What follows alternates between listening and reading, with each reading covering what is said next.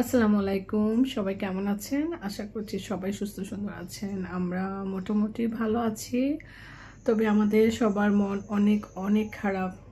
আর আমার হঠাৎ করে ঠান্ডা লেগে একটা জ্বর জ্বর চলে আসছে, শরীরটা এত খারাপ লাগতেছে। একটু শুয়ে পড়ছিলাম, তবে একটু রান্নাও করতে হবে। রান্না ঝটপট করে যা করতেছে ওইভাবে খাওয়া হচ্ছে। তারপর আমার মা তো হসপিটালে আছে, তা আমার অন্যান্য বোনরা করতেছে, ওরা যাওয়া আসা করতেছে, তা আমিও গিয়ে চলে আসছি।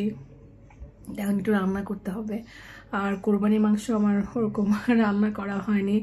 মা অসুস্থ হয়ে গেছে শুনে আমি ফ্রিজে রেখে চলে গেছি হসপিটালে, তারপর রান্না হয়নি। তো ভাবলাম যে আজকে আমি রান্না করি। বেশি দিন হয়ে গেলে মাংসটা খেতে ভালো লাগবে না। তারপর মাংসটা রান্না থাকলে যেই আসে ঝটপট করে দিয়ে অন্যান্য কিছু একটা হালকা পাতলা করে খাবারটা দিয়ে দেওয়া যায়, কারণ মাংসটা তো হুটহাট করে রান্না করা যায় না। সেই কারণে এখন একটু আমি গরু মাংস রান্না করব, আপনাদের সঙ্গে শেয়ার করব। পাশাপাশি কলিজাটা ভুনা করব। হালকা পাতলা খাবার আছে, যে আগের দিনে রান্না, একটু মাছ, তারপর একটু লাউ তরকারি। সেই কারণে এখন চাচ্ছি যে কলিজাটা ফ্রেশ ভুনা করে গরম গরম ভাতের সঙ্গে খাওয়া যাবে। তো গরু মাংসটা রান্না করি, চলুন। আমি গরুর মাংস ফ্রিজ থেকে বের করে শুয়ে পড়েছিলাম। মনটা ভালো না, শরীরটা ভালো লাগছিল না। তো আসলে মনটা ভীষণ খারাপ। আমার মা এখন হসপিটালে ভর্তি আছে, ট্রাকশন দিয়ে রেখেছে পাইস্টের থাকার জন্য। তার পরবর্তীতে ডক্টর কি বলে সেটার উপর ডিপেন্ড করছে, হয়তো সার্জারিও লাগতে পারে। তবে সবার কাছে দোয়া চাচ্ছে, আমরাও অনেক অনেক দোয়া করতেছি যাতে মা একদম সহজভাবে ইজিভাবে সুস্থ হয়ে যায়, যাতে কোনো সার্জারি করতে না হয়। তো গরু মাংস ভালো করে ধুয়ে পানি ঝরিয়ে নিয়েছি। তার সঙ্গে আমি এখন পেঁয়াজ চপার দিয়ে চপ করে নিচ্ছি। এই চপারটা কিন্তু ক্যানাডা থেকে আমার মেয়ে লাইবা পাঠিয়েছিল। এর আগেও আপনাদের সঙ্গে শেয়ার করেছিলাম, ভাবছি আপনাদের সঙ্গে আজকে শেয়ার করি যে পেঁয়াজটা কিভাবে চপ করা যায়।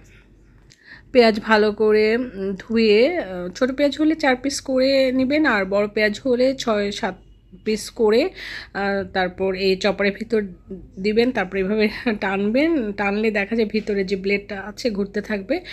তো কয়েকবার টানার পর দেখা যায় হালকা হয়েছে। হ্যাঁ, একদম বেশি বেশি যদি একটু বড় দানা চান তাহলে অল্প চাপেন। আর এখন আমি স্পিডে টেনে নিচ্ছি, সেই কারণে দেখবেন যে একদম ছোট ছোট একদম চপ হয়ে যাবে।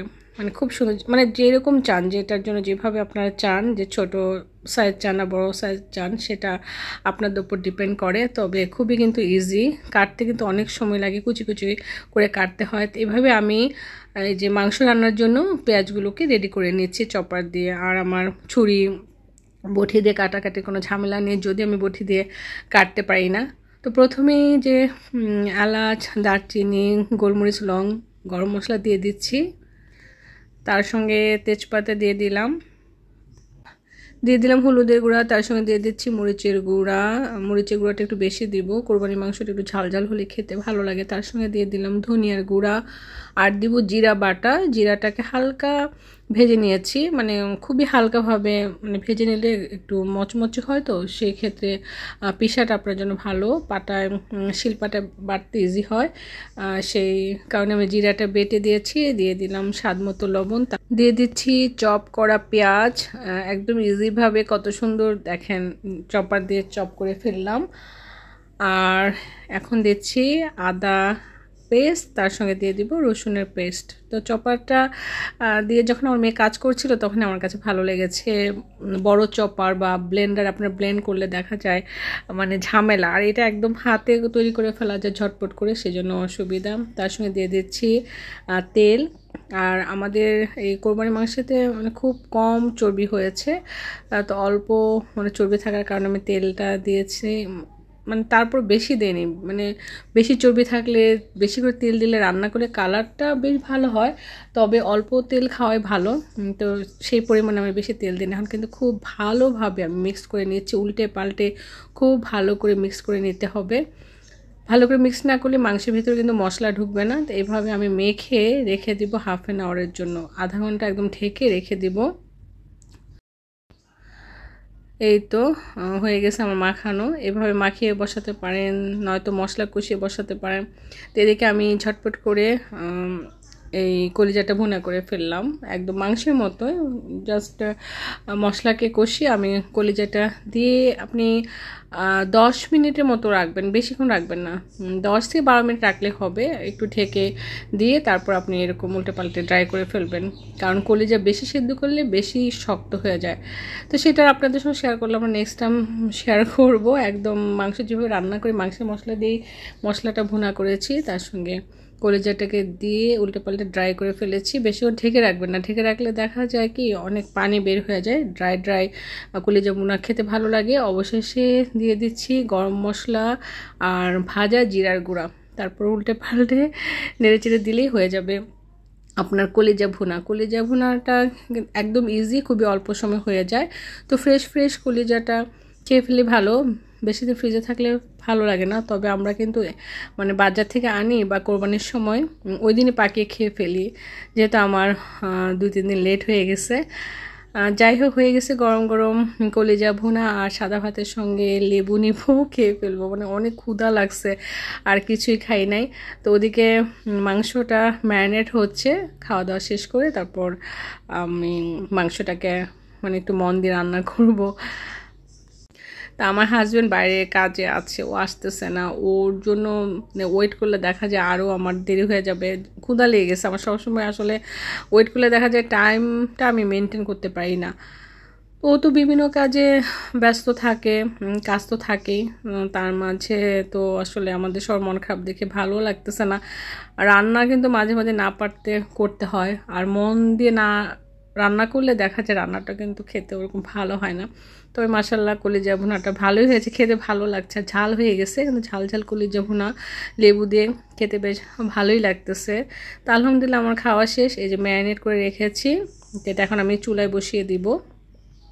তার মাংস চুলায় বসিয়ে দিলাম, ঢাকনা দিয়ে আমি হাই হিটে 3 থেকে 4 মিনিটের মতো রান্না করব। তারপর ঢাকনাটা খুলে আবারও ভালো করে নেড়ে হালকা হিটে আমি ঢাকনা দিয়ে আবার 20 মিনিটের মতো ঢেকে দিব, যাতে আস্তে আস্তে মাংস থেকে পানি বের হয়।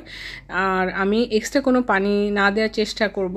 দেখতে পাচ্ছেন অল্প অল্প করে পানি বের হচ্ছে, তো এভাবে নেড়ে চেড়ে আবার আপনারা ঢেকে দেবেন।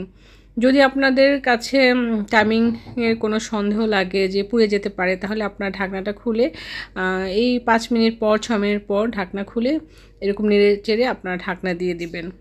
তারপর দেখতে পাবেন আস্তে আস্তে অনেক পানি বের হয়ে যাবে। দেখেন অনেক পানি বের হয়ে গিয়েছে, যেহেতু মাংসটা কিন্তু ফ্রেশ, বেশি দিন তো হয়নি।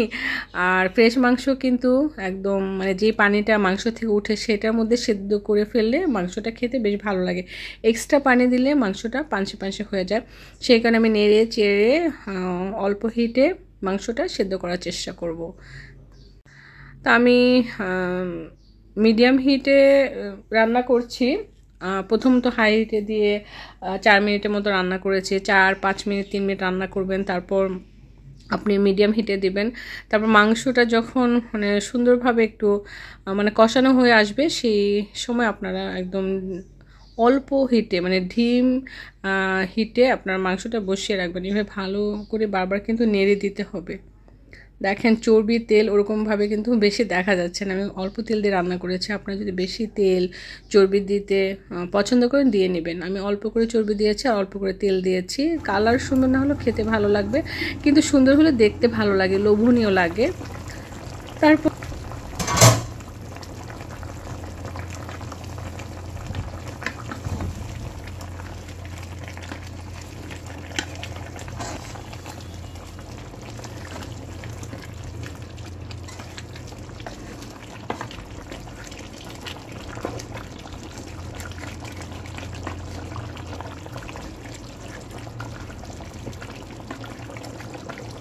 মাংস সেদ্ধ হয়ে গেলে গরম মশলার গুঁড়া, ভাজা জিরা গুঁড়া দিয়ে ভালো করে নেড়ে আপনি 10 মিনিটের জন্য ঢেকে রেখে দিবেন। আরও 10 মিনিট পর ঢাকনাটা খুলে দেখবেন তেল ভেসে উঠেছে, সুন্দরভাবে মাংসটা রান্না কমপ্লিট হয়ে গেল। একদম ইজি মশলা দিয়ে কিন্তু রান্না করেছি, এক্সট্রা অন্য কোনো মশলা কিন্তু দেয়নি। এই ছিল আজকে আমার গরু মাংস রান্না। আজকে এই পর্যন্ত, সবাই ভালো থাকবেন, আল্লাহ হাফেজ।